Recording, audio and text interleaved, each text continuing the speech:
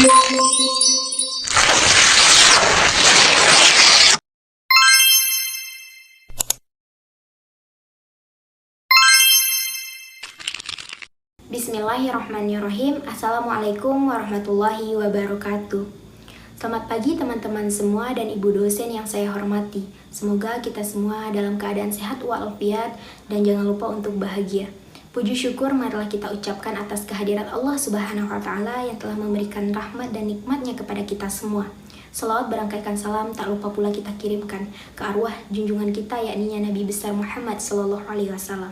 Baiklah, kami dari kelompok 3 yang beranggotakan saya pribadi, Syura Anjeliska sebagai moderator dan rekan-rekan saya, Septiani Reski Putri sebagai pemateri pertama, Syafrina Ulfa sebagai pemateri kedua, Wilda Heriani sebagai pemateri ketiga, dan Tinatun Anggraini sebagai pemateri keempat.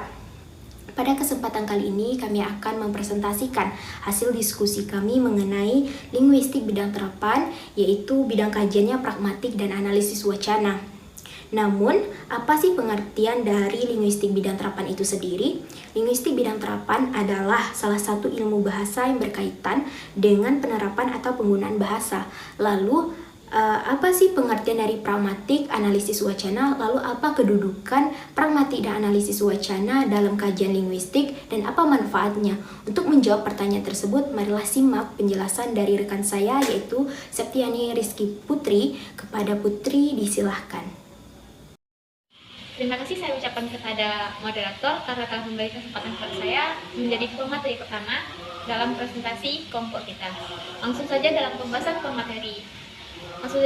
pembahasan presentasi kita kali ini, yaitu mengenai objek pragmatik dan analisis wacana.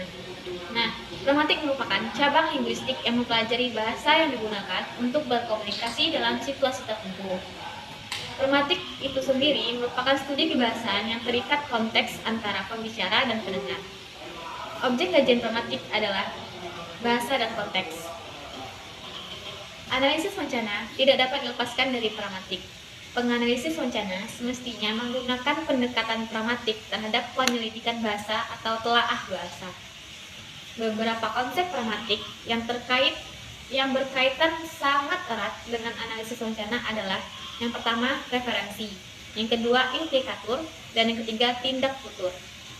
Nah, referensi sendiri diartikan sebagai tindakan atau perbuatan yang dilakukan oleh pemakai bahasa.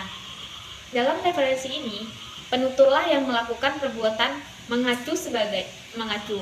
Sebagai contohnya, ketika ada seseorang yang mengetuk pintu rumah, dan ketika orang tersebut menjawab dengan "saya" terhadap pertanyaan siapa, yang kita ajukan memerlukan referensi secara tidak langsung berkaitan dengan jawaban tersebut, baik secara linguistik dengan menanyakan lebih lanjut dan pertanyaan "saya siapa", maupun pengenalan terhadap ciri khas suara dan kebiasaan-kebiasaan yang terjadi dalam konteks yang kita hadapi. Yang kedua, implikatur. Implikatur sendiri adalah sesuatu yang disembunyikan dalam sebuah percakapan, yakni sesuatu yang secara implisit dalam penggunaan bahasa secara aktual. Sebagai contohnya, jika seseorang penutur menyatakan "apakah Bapak membawa uang?" ketika berada di sebuah toko mainan, tuturan tersebut sesungguhnya bukan hanya bermaksud untuk hanya bertanya kepada bapaknya, melainkan mengimplikasikan sebuah permintaan untuk dimilikan mainan tersebut. Hal ini yang menjadi alasan utama pragmatik tertarik pada kajian fenomena ini. Sementara itu, linguistik penganut rancangan nasional memandang bahwa unit komunikasi terkecil bukanlah kalimat, melainkan performansasi sebagai tindakan yang dilakukan oleh penuturnya. Nah, yang kedua yaitu analisis wacana. Analisis wacana ini sendiri merupakan salah satu disiplin ilmiah dalam linguistik yang secara khusus mengkaji tentang wacana. Kajian ini dapat dilakukan secara internal maupun eksternal. Wacana memiliki arti yaitu kesatuan makna semantis antar bagian di dalam suatu bangun bahasa. Dengan hal tersebut, wacana dipandang sebagai wujud bahasa yang utuh karena setiap bagian dalam wacana memiliki hubungan padu. Di samping demikian, Wancana juga berkalian erat dengan konteks. Sebagai kesatuan yang abstrak, wancana dapat dibedakan dari teks, tulisan, bacaan, tuturan, atau inskripsi yang berpijak pada makna yang sama, yaitu bentuk nyata yang terlihat, terbaca, atau terdengar. Bahan analisis wancana meliputi satuan bahasa yang melibatkan komunikasi antara pengirim pesan dan penerima pesan itu sendiri. Bahasa yang digunakan dapat berupa bahasa lisan maupun bahasa tulisan. Nah, analisis wancana ini memiliki prinsip. Prinsip ini terbagi menjadi dua, yaitu prinsip lokalitas dan prinsip analogi. Analisis wancana pada awalnya bersifat konvensional dengan menggunakan pendekatan kohesi dan koherensi. Pada perkembangannya, teori modern yang bersifat kritis, sosiologis, dan psikologis telah digunakan untuk analisis wancana. Sekian yang dapat saya sampaikan. Saya kembalikan kepada moderator. Terima kasih. Terima kasih kepada Putri atas penjelasannya. Lanjut ke materi kedua yang akan dibacakan oleh pemateri kedua, yaitu Syafrina Ulfa. Kepada Ulfa, disilahkan. Baiklah, saya akan melanjutkan materi yang kedua, kedudukan pragmatik dan analisis wacana dalam linguistik. Ilmu pragmatik telah menjadi bagian amat penting dalam studi linguistik. Sebagai disiplin ilmu makna, kedudukannya disetarakan dengan semantik dan sintaksis. Ilmu pragmatik menjadi penting dan khas karena kemampuannya untuk mempersoalkan makna tuturan pada konteks spesifik. Hubungan antara linguistik dan analisis wacana terletak pada objek kajiannya. Objek kajian dalam wacana adalah bahasa itu sendiri. Wacana memiliki kedudukan yang tertinggi dalam hierarki kebahasaan. Hal ini diperkuat dengan pendapat Tarigan, yang mengemukakan bahwa wacana adalah satuan bahasa yang paling lengkap, lebih tinggi dari klausa dan kalimat, memiliki kohesi dan koherensi yang baik, mempunyai awal dan akhir yang jelas, berkesinambungan, dan dapat disampaikan secara lisan atau tertulis. Pentingnya atau manfaat mempelajari pragmatik dan analisis wacana. Manfaat belajar bahasa melalui pragmatik ialah bahwa seorang dapat bertutur kata tentang makna yang maksudkan orang, asumsi mereka, maksud atau tujuan mereka, dan jenis-jenis tindakan sebagai contoh permohonan yang mereka perlihatkan ketika mereka sedang berbicara. Sedangkan manfaat analisis wacana yaitu dapat membantu masyarakat dalam memahami berbagai permasalahan yang sering terjadi sekaligus mencari solusinya, sebagai bahan pertimbangan untuk dapat menentukan langkah yang akan diambil setelah melihat fakta yang akan didukung oleh pemikiran-pemikiran masyarakat. Kajian wacana juga dapat mengungkap berbagai fakta, idealisme yang akan tersirat dalam sebuah wacana guna dapat mengetahui maksud dan tujuan penulis wacana tersebut, membongkar nilai-nilai yang akan terkandung dalam sebuah wacana. Terima kasih, saya kembalikan kepada moderator. Terima kasih kepada Ulfa atas penjelasannya. Kita lanjut ke penjelasan materi ketiga, yaitu yang akan dibacakan oleh Wilda Heriani sebagai pemateri ketiga. Kepada Wilda, disilahkan.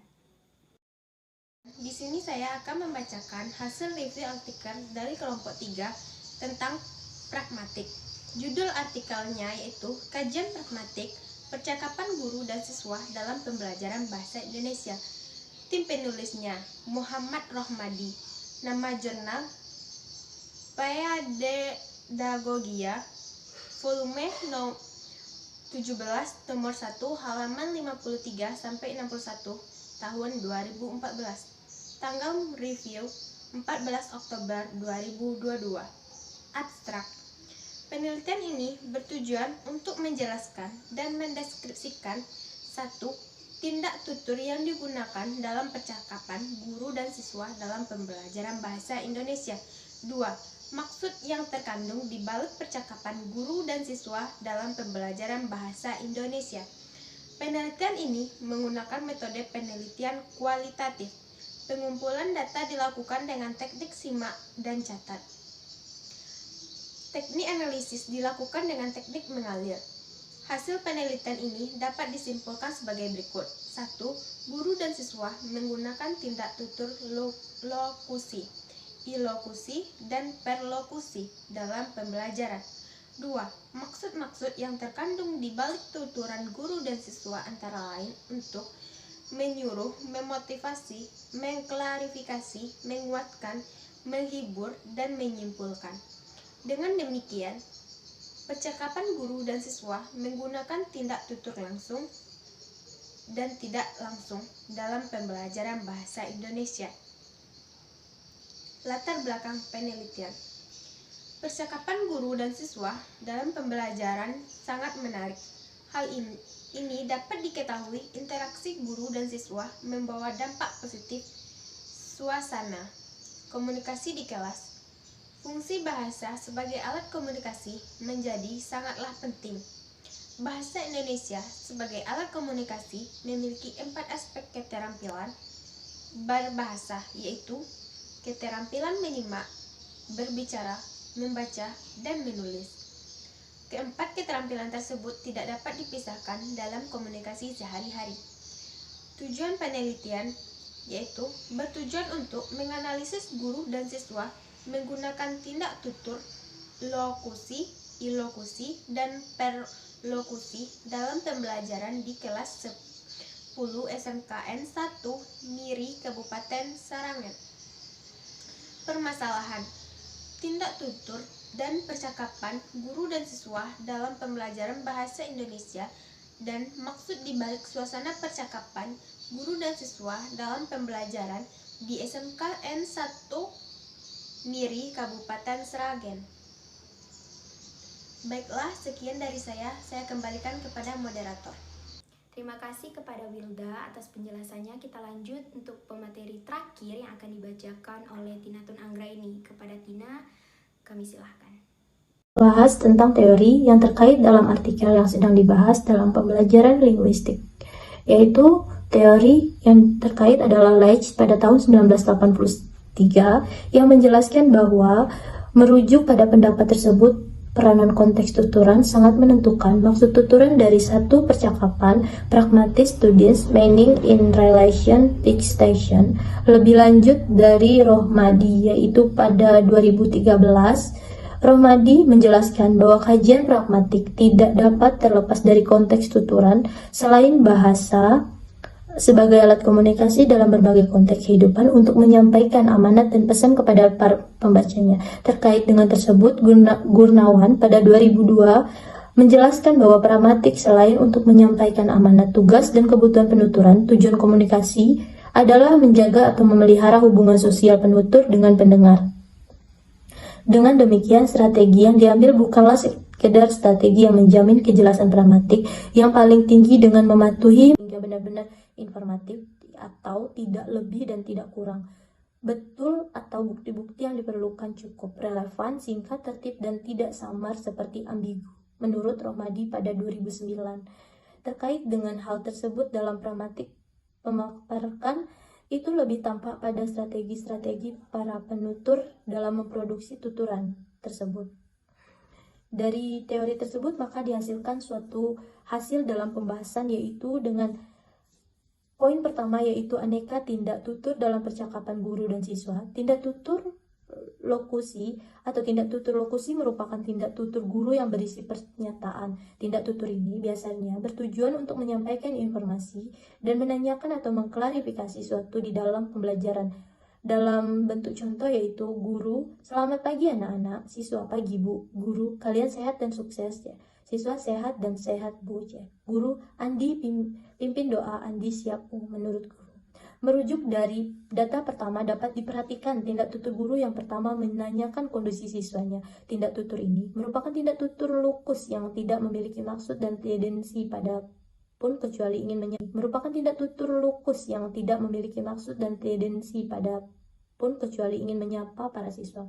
Oleh karena itu, tindak tutur yang diberikan dalam jawaban para siswanya jika tidak memiliki maksud apa-apa kecuali memberikan jawaban terhadap tindak tutur lokus dan pada guru. Jawaban serempak sebagai bentuk tindak tutur lokasi dari para muridnya, yaitu tindak tutur guru dalam percakapan ini memberikan pernyataan untuk mendapatkan informasi kondisi para siswanya pada pagi hari itu. Hal ini dapat diperhatikan tindak tutur yang disampaikan berikutnya, yaitu kemudian para siswa menjawab serempak merujuk pada tindak tutur tersebut. Maka guru melanjutkan tindak tutur berikutnya dan memerintahkan salah satu siswanya yang bernama Andi untuk memimpin doa, dan Andi pun menjawab dengan tindak tutur lokus, tindak tutur ilokusi.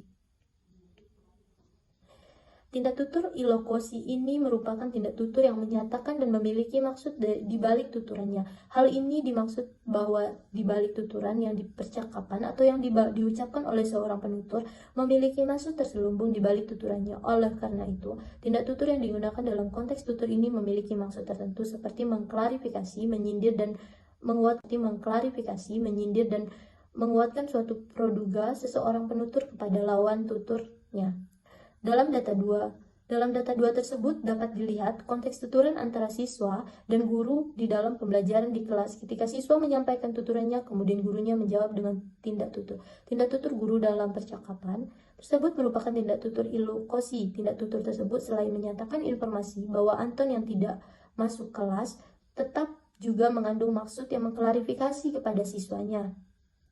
Tindak tutur ilokusi tersebut memberikan deskripsi bahwa Anton selama ini sering tidak masuk, maka ketika dilaporkan tidak masuk pada hari itu, guru menjawab dengan jawaban yang menyatakan seolah-olah sudah menjadi langganan Anton tidak masuk sekolah. Dalam data 3, tindak tutur ilokusi lain dapat diperhatikan pada data 3 di atas yaitu mendeskripsikan tindak tutur siswa yang menanyakan mengenai PR-nya dikumpulkan atau tidak, seperti dalam tuturan tersebut. Kemudian guru menjawab justru dengan kalimat perintah. Berdasarkan tindak tutur yang disampaikan guru tersebut menggambarkan bahwa tindak tutur ilokusi yang disampaikan guru tersebut selain memerintah kepada Rudi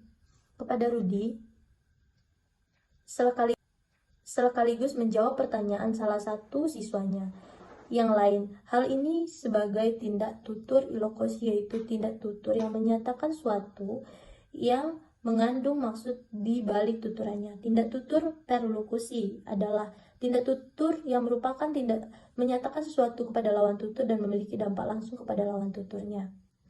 Dalam mendeskripsikan bahwa menggunakan tindak tutur perlokusi dengan tuturan, kemudian para siswa menjawab dengan tuturan pembantah. Tuturan guru tersebut berdampak langsung kepada para siswanya bahwa mereka masih belum memahami topik yang dijadikan ulangan sehingga mereka minta ulangan di minggu depan.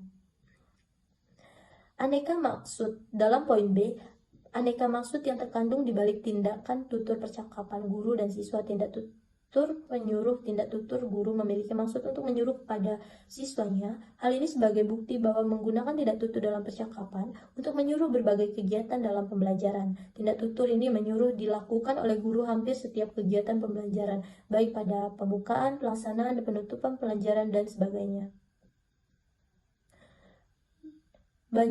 Jadi banyak data-data yang terkandung dalam. Baik, berdasarkan pembahasan tersebut, maka dapat disimpulkan. Hasil analisis dapat disimpulkan sebagai 1. Guru dan siswa menggunakan tindak tutur ilokusi, lokusi, dan perlokusi dalam pembelajaran di kelas 10 SMKN 1 Miri, Kabupaten Serangi. 2. Maksud-maksud yang terkandung di balik tuturan guru dengan siswa antara lain 1. Menyuruh dan memotivasi, mengklarifikasi, menguatkan, menghibur, dan menyimpulkan. Dengan demikian, percakapan guru di siswa di kelas 10 SMKN 1 Miri lebih didominasi tindak tutur langsung dan tidak langsung yang menyampaikan maksud Terima tuturannya. kasih kepada Tina atas penjelasannya. Dengan berakhirnya penjelasan dari Tina, maka berakhir pula hasil diskusi kita pada kesempatan kali ini. Saya bisa menarik kesimpulan bahwa pragmatik merupakan cabang linguistik mempelajari bahasa yang digunakan untuk berkomunikasi dalam situasi tertentu, dan analisis wacana merupakan salah satu disiplin ilmiah dalam linguistik yang secara khusus mengkaji tentang wacana. Baiklah, sekian hasil diskusi kami. Mohon maaf atas kesalahan yang kami perbuat secara sengaja maupun tidak sengaja. Dan saya ingin mengatakan sesuatu hal kepada teman-teman, lebih baik tidak usah bertanya, karena barang siapa yang mempersulit temannya, maka Allah akan mempersulit hari akhirnya. Sekian dari kelompok 3, saya akhiri dengan Assalamualaikum warahmatullahi wabarakatuh.